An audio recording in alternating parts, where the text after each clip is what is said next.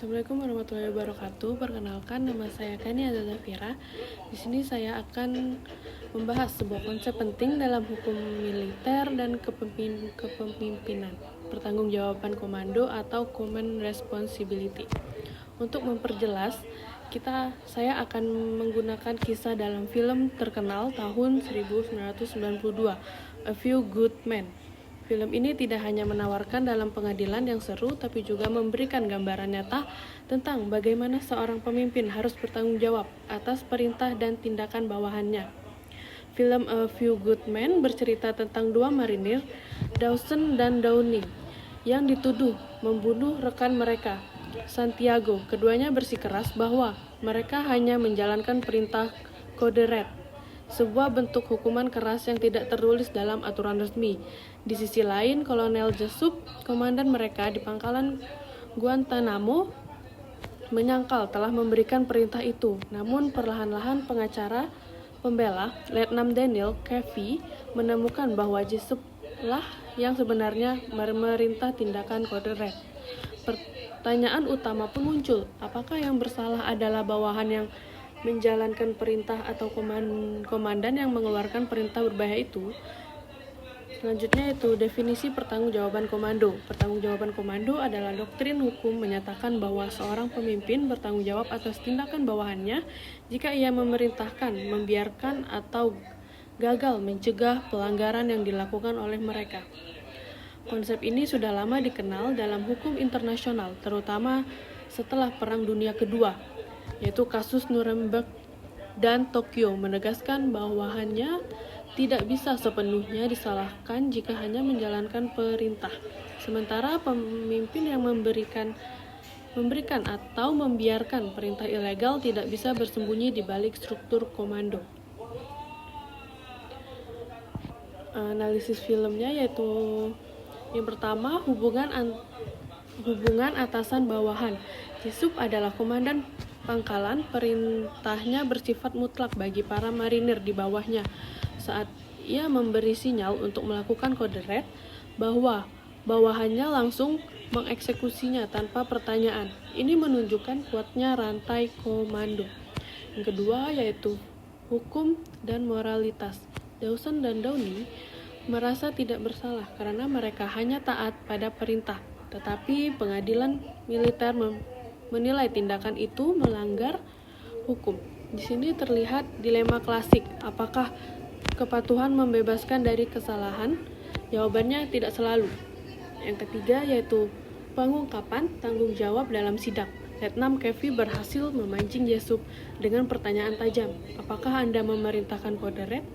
Jessup dalam emosinya akhirnya berteriak, "You're damn right I did." Tentunya saya saja yang memerintahnya. Momen ini menunjukkan dengan jelas bahwa tanggung jawab utama ada pada komandan yang memberi perintah, bukan hanya pada bawahan yang melaksanakan.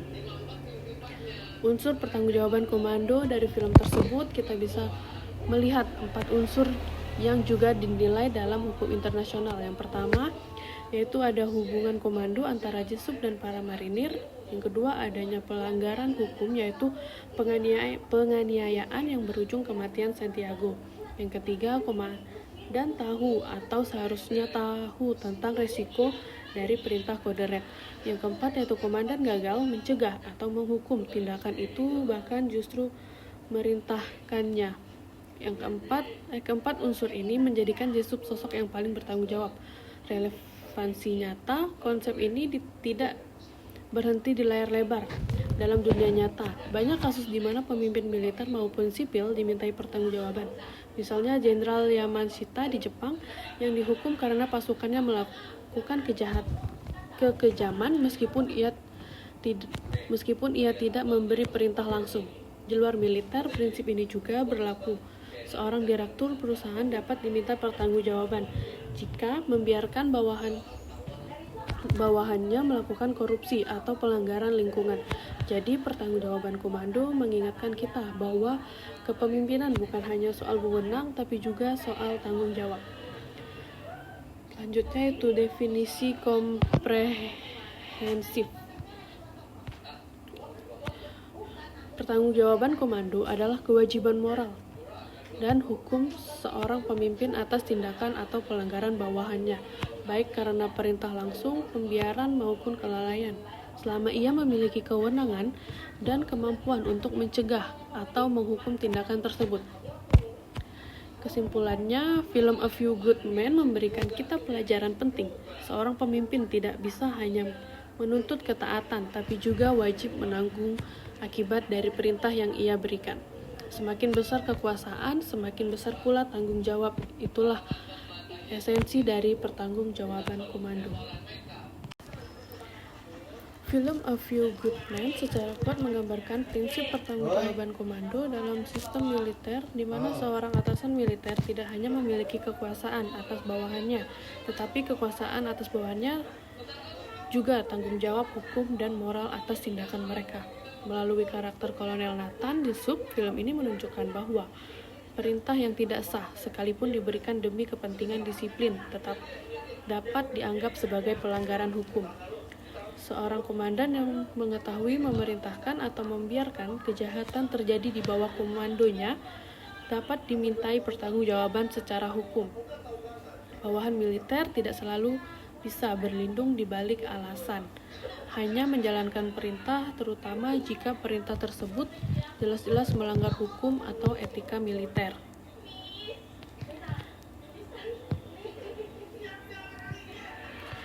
Dengan demikian, film ini menjadi kritik terhadap penyalahgunaan kekuasaan dalam sistem hierarki militer, serta menegaskan pentingnya akuntabilitas, integritas, dan keberanian moral dalam menegakkan keadilan bahkan di lingkungan yang penuh tekanan seperti militer.